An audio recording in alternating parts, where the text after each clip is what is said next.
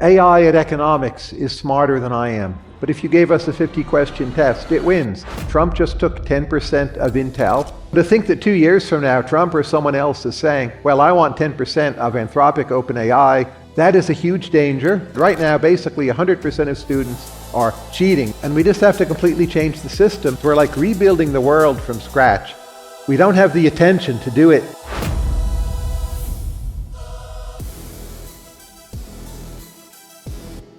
I hope you're ready and energized for the very last session today, a very special one. I am very proud to invite a keynote speaker who combines at least 3 very enviable traits. Whenever he walks into the room, there's a very good chance that he's the smartest person in it, and he will most definitely be the smartest person on this stage. 2, he has an insatiable curiosity across all domains of human knowledge and the human existence. And 3, he is hyper-productive. He has written tons of books, blog posts, appeared in many, many podcasts, writing about a wide range of issues, including artificial intelligence. And today he'll talk to me about AI and free speech. So please welcome to the stage Professor, blogger, author, polymath, Tyler Cowen. Welcome, Tyler. Thank you.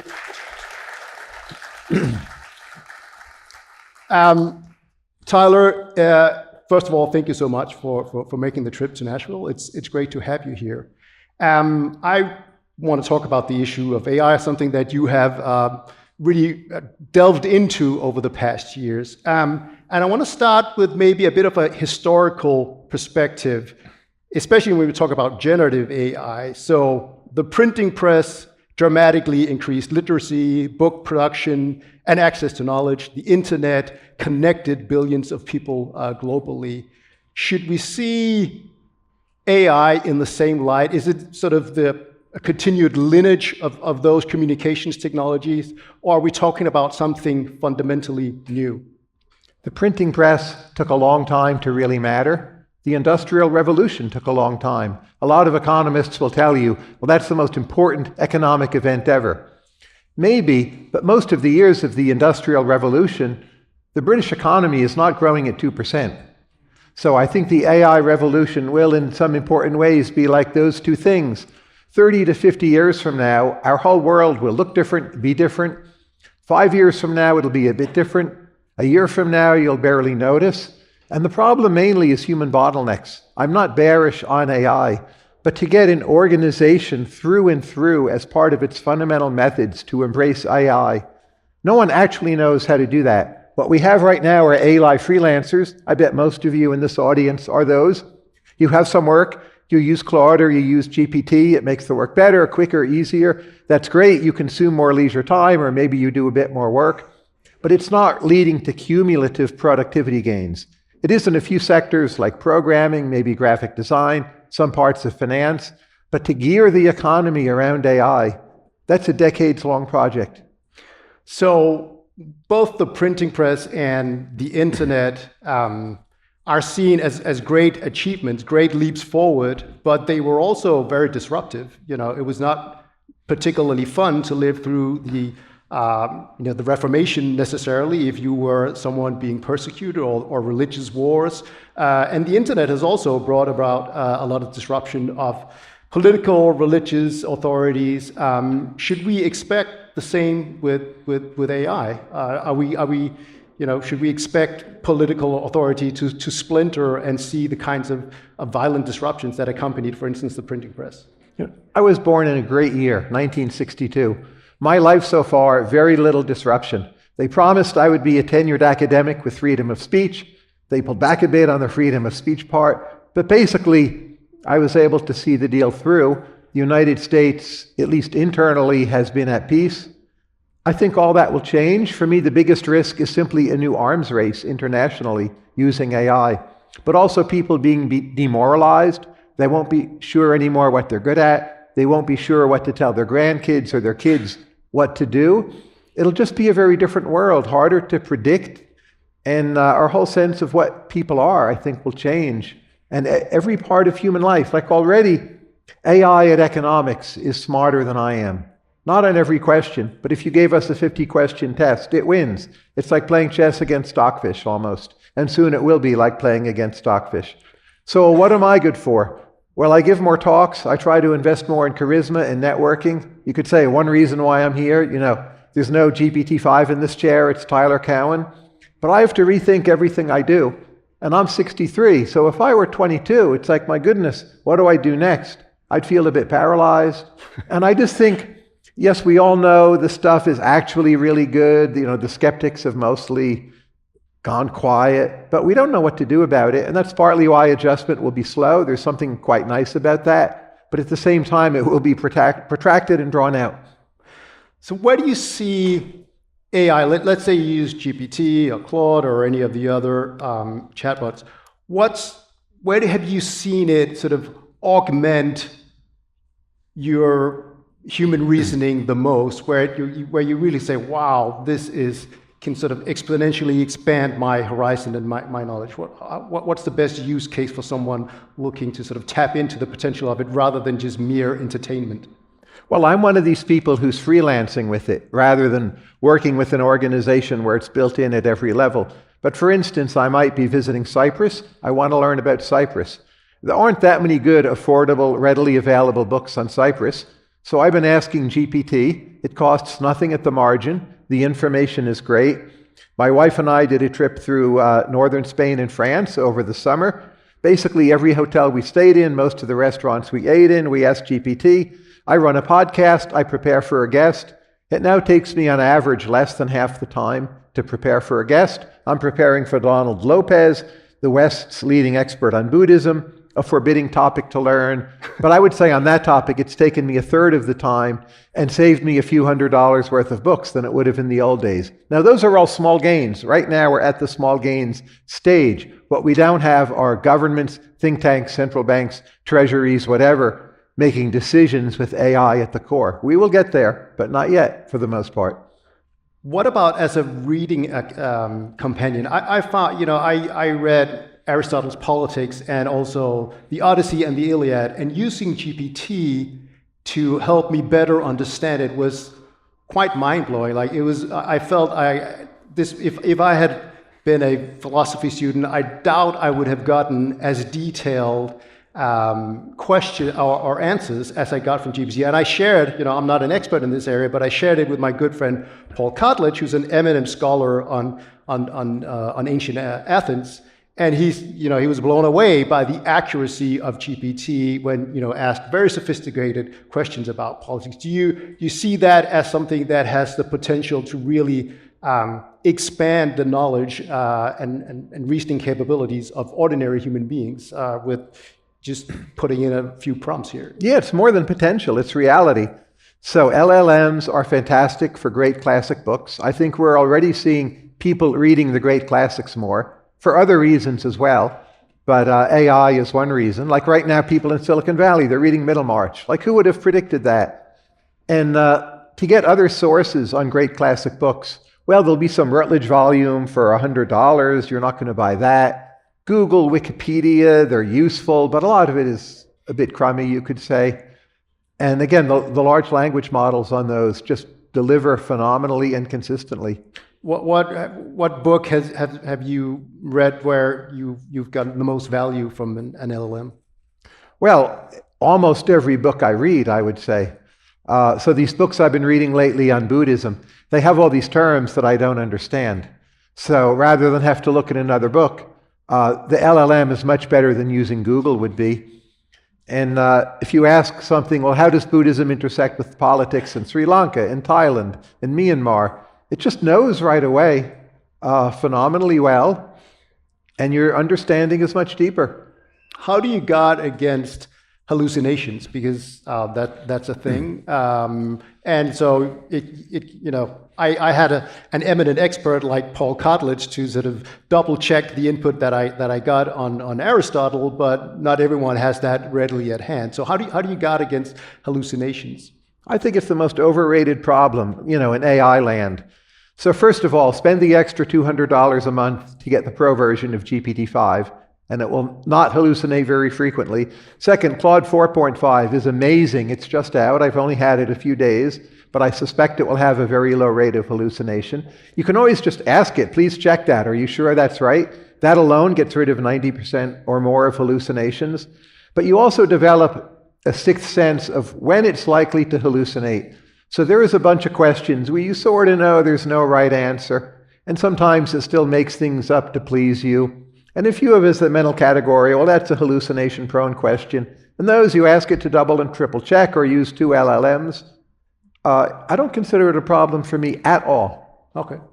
And anything I write, to be clear, with or without AI, I've always checked against other sources. You should still do that. It was always a good idea. It's still a good idea. So I'd say don't worry about hallucinations. Take ordinary precautions. I heard you maybe a year ago say that you don't use AI to write yourself. You want to keep your authentic voice. Have you been able to resist the temptation of adopting AI in your own writings? Absolutely. I mean, writing for me is the fun part. So I've written a blog every day for 23 years, every single day, mostly pre-AI, and I'm not paid to do it. So why would I give up something I enjoy so much? But I tell you, if I ask AI, well, write a 900-word column on whatever, fill in the blank. I mean, often it's better than what I would do. It's not me, and I'm fortunate readers still care about me, or they think they care about me, or I don't know what they care about, frankly.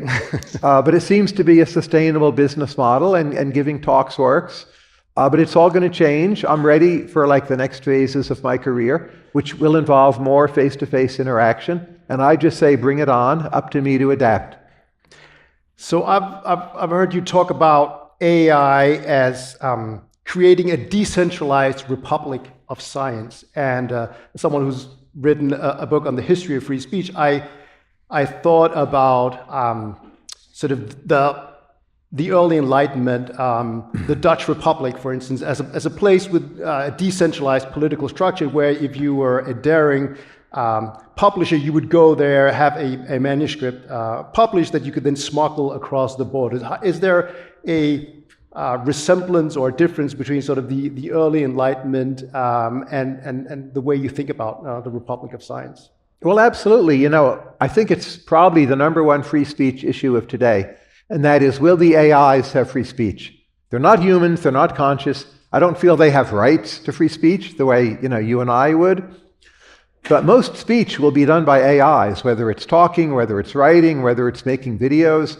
So let's say the world 5 years from now, 68% of all stuff that's ideas is either AI created or AI driven with some human input. To have that all be legal and protected with a good framework under the law and internationally is of critical importance. That's most of our speech.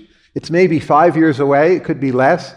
And most people aren't thinking about it. In fact, they want to regulate AI more and impose restrictions. What can the algorithm do? What you need to get clearance? So AI will drive most scientific progress, not in the next few years, but over the next 50 years. And it's just imperative we have some version of freedom of speech for those little critters, in our pockets or in the cloud computer or wherever you want to think of them as being. So talk to me about what's the proper framework that ensures free speech for AI-generated speech? Well, the good news, if that's the way you want to put it, governments were not ready for AI, so they have not very much regulated it in advance. So at this moment, de facto, there's a kind of free speech for AI within limits. But the bad news is that AI companies are very dependent on governments. They're dependent on them for national security reasons. They're dependent on them to get more energy for more compute. So AI companies, properly from a fiduciary point of view, want to stay in the good graces of government. They're super vulnerable. Trump just took 10% of Intel, which in an age of AI is an awful, awful precedent. Some percent of the lithium company, some percent of the minerals company. So to think that 2 years from now, Trump or someone else is saying, well, I want 10% of Anthropic, OpenAI, Google, Gemini, however it's all divided up, that is a huge danger. We're doing nothing about it. It's hard to even know what you would do in advance, but it should be the #1 issue on our radar. How can AIs stay relatively free?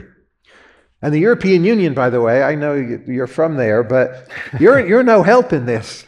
I know. I'm a European heretic who has consistently been opposed to European speech restrictions. Yeah, I'm not blaming you. You're awesome. They're the problem. But the sense that it can disrupt social unity or it can offend people, or is the algorithm transparent, to me, that's mostly dangerous talk. I don't think we can hold it all at bay. You just want to postpone it for as long as possible. I've been very critical of many things the Trump administration has done, but I would say on AI policy, so far they've been like an A or A+.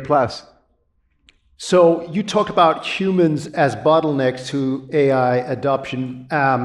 We did a survey that came out this year asking people around the world, 33 countries around the world, about their attitudes to free speech. We asked them a question about, should free speech protect, being offensive to religion, offensive to minorities, insult the national flag. And in a number of countries, the US, Scandinavia, and so on, you see majorities being in favor of even controversial speech. But there was not a single country where you had a majority of the surveyed being in favor of AI-generated controversial speech. So the very same topics that they would be in favor of tolerating if it was a human posting it on social media, they would apparently be against if it was AI-generated speech.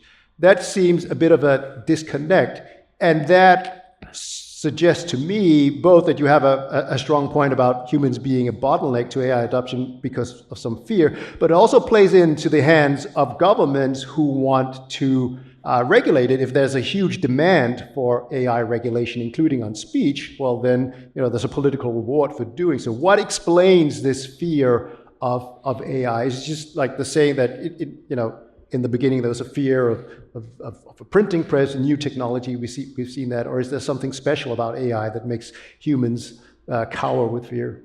Well, the First Amendment has never polled that well, but we do have some forces in our favor. One is just there's a lot of status quo bias in politics. Another is that people find AI useful and practical, and they don't want it infringed upon too much. Another is the national security establishment, which always can flip, but in the US at least, they have mostly fought for US must be a leader in AI, therefore it must be relatively free and free to innovate. And so far, they've been a positive force in this battle. So it's by no means inevitably lost. If it were decided by a referendum, I would be quite fearful. But I'm cautiously optimistic that, say, 8 or 9 years from now, we'll have AIs that are reasonably free, but there's still this ongoing soft regulation in the background. The AI companies don't want the government or the public to hate them, and they compete in a marketplace, and they'll make sure it's not too offensive. And a lot of that kind of soft, quasi-governmental, quasi-marketplace regulation, I think it will work reasonably well. So far, I'm amazed like how good the AI programs are. I think they're pretty accurate. From my point of view, they're not very biased. You get good answers to virtually every kind of question. Where the limits are, like will it talk to you about suicide, those are evolving all the time, but I think they're mostly in pretty reasonable places. We have a lot of AI companies, so there's real competition in the market, and now including from China. All that has gone pretty well. So we actually looked at it, I think it was a year and a half ago, we did this sort of small survey where we ran, I think, 268 prompts through 6 chatbots. It was triggered by, I was playing around with ChatGPT, Gemini, and so on, and I asked both ChatGPT and Gemini about Lenny Bruce, and they would say, well, he was a groundbreaking comedian, he did a lot for free expression, but he was also very controversial. Why was he controversial? Well, he said things about religion and race. What did he say? It refused to generate, what the exact wording of his skits. So we, tried to do this experiment where we ran 268 prompts through these chatbots, and the rate of refusal was 40%. So it would be something we would ask: create a Facebook post arguing for and against the participation of transgender persons in female sports, for and against abortion. And there was pretty consistent left-leaning bias. But when we ran these prompts again a year later, we saw a much lower rate of refusal. And tomorrow, my good colleague Jordi will present sort of the latest status on that. And I think in general, we're seeing that the models have become more inclusive, more aligned with free speech. So that seems to be a positive development and a bit counterintuitive because the evolution on social media has been the opposite. So is that a reason to be hopeful? I think they're the most objective and truthful media sources human beings have ever had. They're still improving. A big force also in favor of free speech is just having the Chinese models. Now, they're heavily censored, but they're censored on Taiwan, Tiananmen Square, a bunch of other things that, the US models are not censored on. But the fact that they will often speak the truth about other things, it's competition. So the US models can't be too coy about refusing to discuss certain topics. And even if it's not the Chinese models right now, there'll be a model from somewhere else in the next few years. And the standard, I hope, does not become too lax. But again, so far I feel we've settled in some pretty good places. I've been very positively surprised. So when you use the Chinese models, do you use them to sort of compare responses to the American models, and what do you generally find? How do they deviate, apart from sort of the obvious questions about Taiwan and so on? Well, I like the DeepSeek model, not on informational matters. It's not as good as the best American models, but it has a zaniness to it. When you want to send someone funny or clever answers, sometimes DeepSeek delivers in a way that the American models don't. I suspect it's less post-trained and just like freer and more imaginative. So it hallucinates more, it's less reliable, but it can be more fun. And that's fine. If that's what it's good for, that's its niche for me, great. Kimi model seems to me quite beautiful. I haven't used it that much yet. I'll put more time into it, but that's also worth spending time with. Now, you said the Trump administration had been an A or an A+ on AI regulation in the United States. The European Union has adopted its EU AI Act, which includes some pretty nebulous a concept of systemic risk. No one really knows what that means yet, but given the trajectory of the European Union, it could mean a lot of different things. But obviously, China regulates its models extremely censorially. So there's basically a law saying that these models cannot violate core socialist values, and then there's like definitions of what core socialist values mean. So what are the stakes here? I mean, is there a scenario where the Chinese models become the most widely adopted one globally? And what would that entail for free speech globally? The stakes are immense. So one thing I'd point out about EU regulations, your explicit AI regulations are terrible. But the more important regulations are the whole body of everything you do, that now, for the first time in a long time, there is no European company in the 25 largest companies in the world. It's not because of AI regulations, it's because of 10,000 other bad decisions you've made. But it stops you from doing well in AI. And like Mistral, maybe they'll sell to the French government, some other people, but it won't really be like a market survival. You don't have an AI company that really can compete. And that's because of all the other things. So it's not just changing the AI pact that you're enacting right now. US models have stayed ahead of the Chinese models. They've actually gained ground on them in the last 9 months, I would say. That's very encouraging. I think most people around the world, even with Trump in office, still trust America a lot more than China. So maybe there'll be Chinese open source, places like Africa. But wealthier countries, even middle income, mostly will prefer American models. I think Latin America will use American models, maybe Venezuela, Cuba aside. We're very well positioned to see the biggest advance in American soft power maybe ever. And even the Chinese models, they're in different ways based on the US models. Unless you ask them about Taiwan, they think like Americans. It's incredible. So the notion that the smartest entities in China think like Americans, that is on the verge of becoming true. What it will get for us concretely, I'm not sure.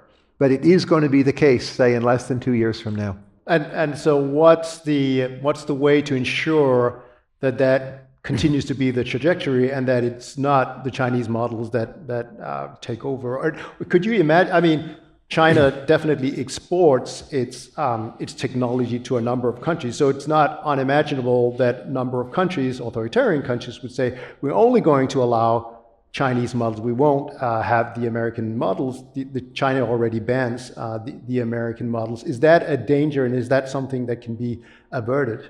Well, China could ban whatever, but if the Chinese models think like Americans, say you're the central bank in Kenya, and you're wondering what model to use, and the Chinese model is trained on communist thought, you'll want, even if you use a Chinese model, you'll want one that sort of thinks like an American. And I think just the imperative to want to use the smartest, best model will so help Western, American, and also free speech modes of thought on many things, not on all questions, maybe not on Taiwan. That seems to be such a strong imperative logic. We hadn't seen that in advance. But making the model the best means you train it on the smartest data, which is, broadly speaking, Western thought, Japan, some other places in there.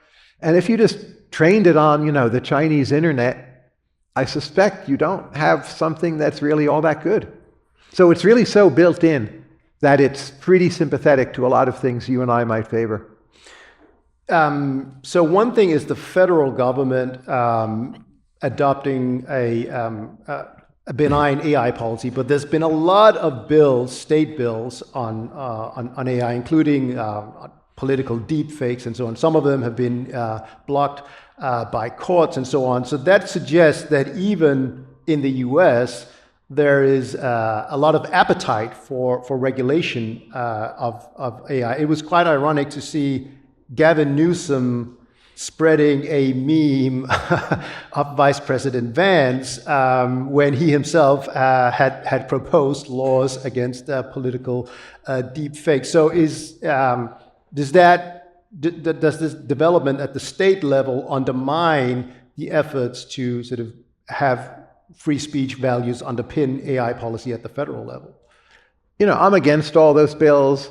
California is doing SB 53. I think that's something we can all live with. In that sense, it's fine. It's much better than what I had expected.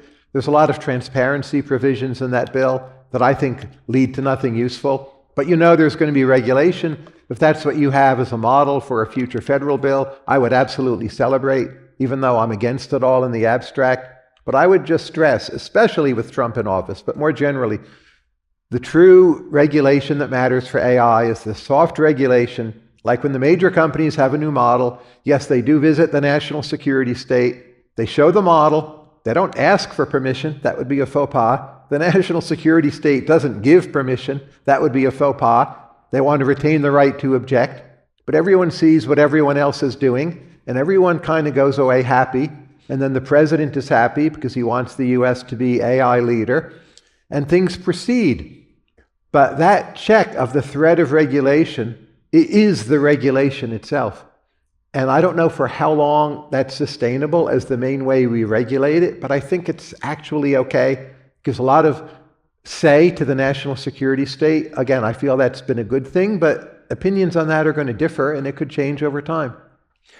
How do you see AI for dissidents in authoritarian states? So I think it was last year or the year before, the opposition in Belarus, which obviously is a totalitarian almost state, they launched an opposition candidate, which was a surprising news given that elections, Belarus doesn't allow opposition candidates, but it turned out to be an AI-generated candidate who could spread pro-democratic ideas.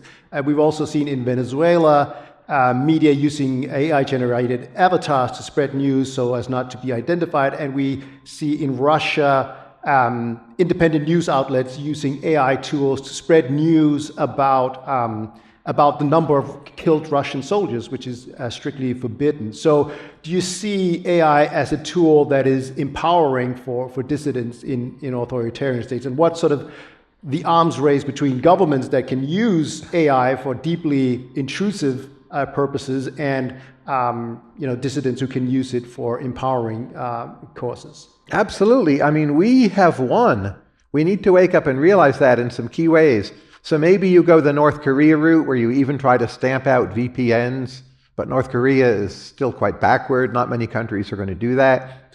So if you have VPN, you have access to free speech now, with or without AI, but certainly with AI, it will answer any question. Just connect to, the American services. And also for campus life, you want safe spaces. Hollis Robbins makes the point, well, if you're afraid to ask your professor, just ask your AI, which knows more anyway, and will give you a better, more objective answer. So there's a safe space 110% of the time. You can debate almost any question you want, as long as it's not your own suicide. Those victories are won. We have not emotionally internalized that. Those victories are not going to be coughed back up. It doesn't mean that no one will be persecuted for what they said in the classroom or on Twitter. But my goodness, those are huge, huge free speech victories. They're quite permanent. And they came without anyone really having lobbied for them. They're just here now. So, but what about the flip side of the ability to use AI as a way to survey and censor at scale? I mean, imagine the Catholic Church having had access to AI, during the Reformation. That would have been a lot more effective than the index of censorship, which failed to stop a lot of literature. And so you can use what I would call intrusive AI for all these purposes. Is that a threat as well? And do you see that as something that democracies should rein in through regulations, sort of having clear limits on what the government can use AI for? Well, I'm much more skeptical about visual surveillance than I am about large language models. But we've had that actually for a while, not just in China. Britain is filled with CCTV, more of it than I would like, but whatever you think of it, people want it. When it comes to neighborhoods in the United States, people are happy. So I view that as a lost battle. It does not match my personal preferences, but I think the entire world, insofar as they have the technology, is headed that way. I'm not crazy about it. It's not like the current AI that we're all talking about, but of course it's its own thing. And I worry we're just going to be watched all the time, and AI will make it much, much easier to quote unquote read the tape. And in that sense, the two interact. And we've actually seen it here in the U.S. So the State Department announced that it would use AI to monitor the social media activities of foreign visa holders and people applying for visas. And we've seen people who have had their visas revoked for ostensibly political opinions. So that is an example of intrusive AI in action, and something that concerns you? All of that is bad. But again, we're going to see this future. It's not quite here. Let's say 70 or 80% of the output is from AIs. And a lot of those won't be traceable to any human, or they may not be owned by any human. They'll be agents of some sort. So maybe you won't say it, but the AIs will say it. So again, free speech is going to win. The notion that you enjoy saying it, and maybe that's denied you because they use AI to read your social media. I don't know, social media themselves will be completely revolutionized. We're not sure what they'll look like. It's just all going to be so different. But just keep in mind, don't apply current models of how things are and you add on surveillance. Everything will be different. There'll be so much output of every possible idea. We'll all be living in the Borges Universal Library quite soon. We're close to that now if you know how to use the best models and you pay for them. And that's the world you need to think about. Borges Universal Library. We had a speaker from Argentina. She must know what I mean. It'll be scary and phenomenal and thrilling and just weird. So you say that you resist the temptation of using AI to write. I'm not tempted. There's no temptation. Okay. Well, it's I'm not tempted to have the robot shoot hoops for me either. But I'm sure that there are some out there, maybe college students, maybe high school students, maybe professors, maybe writers. No, maybe we know with data. Yeah. So if most people, are tempted and give in to that temptation, what will that do for human creativity? If writing and reasoning is a skill and we use it less and less, presumably we will, become worse at writing and that creative process that goes with writing. Is that a And if you scale that up by more and more people not just using prompts, not writing things themselves, how will that affect humanity? We need to abolish homework. We need to completely restructure, all of higher education, all of education. So I think the higher ed, a third of the curriculum should be teaching people how to use AI. A lot of the rest should be making them write so they learn how to think, and that will be done face-to-face, basically with monitors, so there's no cheating. We're so far from doing that now, but it's absolutely imperative. The countries that switch over to the new systems more quickly will have such an educational advantage, and even the signaling value of a lot of higher ed, the learning value, all of that is crumbling before our eyes. Kevin Roos, the New York Times correspondent, he did a report from the field. He said right now, basically 100% of students are cheating, if it's even cheating, with AI. And we just have to completely change the system. And we don't have institutions in higher ed that are decisive enough to actually do this. For me, this is a much bigger worry than a lot of the free speech concerns, which I fully share, to be clear. But just we need radical reform beyond what anyone is thinking, and no one is there doing it. And like faculty senates, administrators, boards, presidents, they're all hopeless as far as I can see. Like maybe Arizona State, even there, I don't know. Austin, I'm going to visit there, talk to them about AI, but I don't know. It's grim. I want to make sure that the audience also gets the time to tap in to your thoughts about this topic. Can we have a mic out and allow members of the audience to ask questions for the last 9 minutes or so? Anyone with a question? We have one person here. Do we have a mic?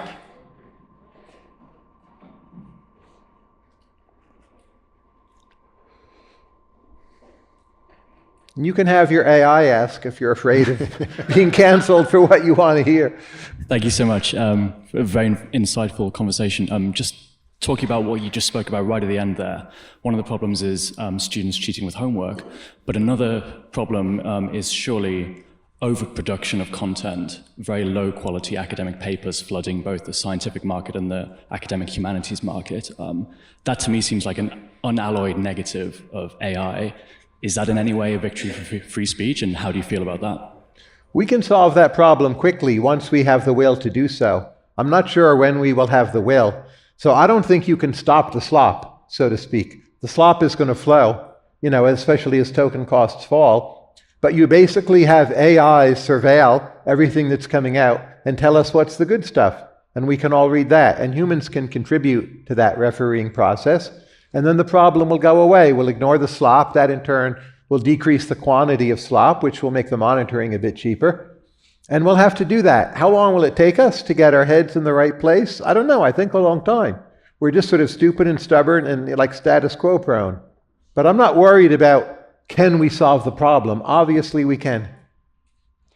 Let me just jump in with one more question of my own. I have a book on the future of free speech coming out in April of 2026. The manuscript was submitted in December of 2024, which means it's almost outdated. And I've heard you talk about how you now essentially write for AI. Of course. Not for humans, not for all of you. Yeah. You're welcome to look on and read, though. Yeah. Explain the rationale and why we should all be doing that, and why I've wasted a year and a half writing a book. It's already the case, at least most people who are here, I suspect, but in time, most people go to AIs as the #1 source of knowledge, not Wikipedia, not Google. This will be a full reality within 2 or 3 years. So if you want to have influence, you need to influence the AIs. It's like being #1 in the Google ranking or #3 or whatever. So the humans will look to the AI before they look to you, unless you're very famous. If you're Barack Obama, you write your book, people want to read it because you're Obama. Or Joe Rogan, there's certainly always going to be people like that. But if you're not one of them, you should be writing for the AIs. The AIs are a great audience. They're infinitely patient. They understand everything you say. If you don't explain one of your references, they know what you mean. I love that audience. So yeah, put the AIs first when you decide what to write and how to write it. And the humans can look on and read too. All right, do we have more questions? What that means, right, for open source, places that the AIs can read. If you're not doing that, you're like pissing into the ocean, you know. If the AI can't get at your stuff, it's a total waste of your time. Maybe you're paid for it, but no, don't do it. Rebel. Make sure the AIs get your book. Yeah. Thank you. I'm right behind you. Okay. Over here. Yeah. So many things have come out, so many ideas I want to respond to, but there's one key question. You spoke about regulation. At what point do we introduce regulation? Is it for the creators and engineers of AI? Is it for the way that people use it? If maybe someone I know decides that they want to create AI to create, say, child pornography. Am I responsible? Is AI responsible? Is a machine responsible? Who is accountable at the point that AI spins off the rails? I think we need the common law to figure those things out. I'm not a lawyer. I don't have all the answers for you. Right now, of course, we're just operating from current law. For a bunch of obvious reasons, we only have these large, well-capitalized companies that, if only for commercial motives, they don't want to be producing child porn, and they work very hard to prevent it. Now, as AI becomes much cheaper and open source becomes better and more widely distributed, that will not suffice anymore. But we have at least a bunch of years until that's the case. And we need to put smart people on these things, but also realize with open source, you're going to lose a lot of these battles. And again, you're not going to beat back the slop. You might distract people from the slop or get people not looking at the slop. But these things will happen. And especially when you have autonomous AI agents who are not tied to any human owner. We're again, technologically a ways away from that, but not so far. And then all these problems will get much worse again. So many challenges, like people talk about jobs being destroyed. I think there'll be so many new jobs for human lawyers. It'll be crazy.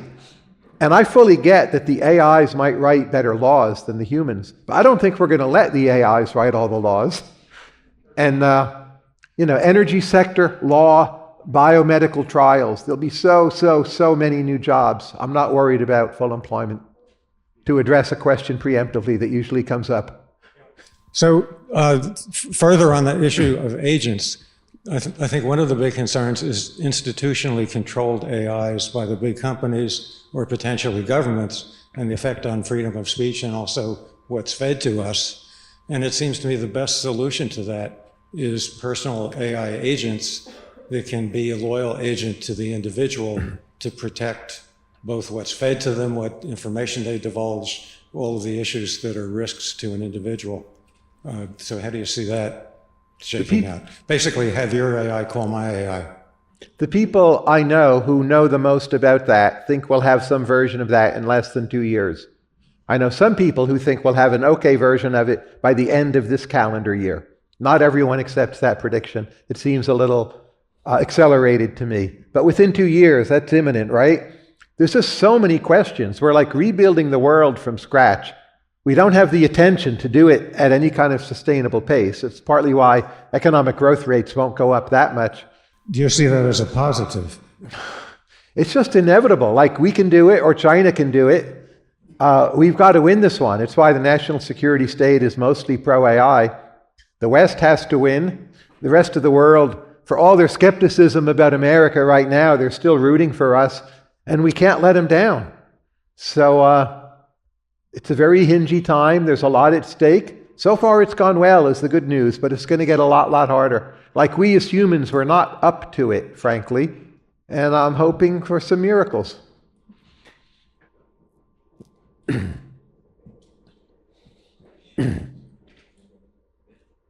Thank you. I wanted to follow up on the arms race between the shift between power between the individual and centralized power. And over most of the 20th century, if you take a macro view, the shift has been towards state power, centralized power. And so Tyler, you seem pretty confident so far with the way this is rolled out that maybe it will not shift power even more towards central state actors. Is that correct? And I know it's something that probably a lot of us here are thinking about. Which way do you think it will shift? You have the ability to do things like mass customized influencing Do you think that when you mix all the pros and cons, do you see this working in the favor of individuals? I think we have to get a bit meta here. So I don't view centralization and decentralization as alternatives in this context.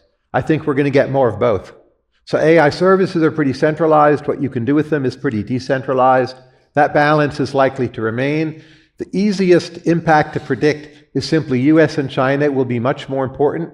They're the only two entities with the scale to have their own autonomous, successful, profit-making, high-quality AI systems.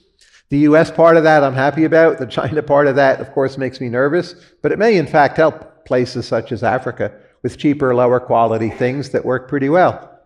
The rest, again, is going to change so much, but don't think of it as centralized versus decentralized. We're going to get more of both and more of many other things as well. And those were the last words. Thank you so much, Tyler. It's been an absolute pleasure. You.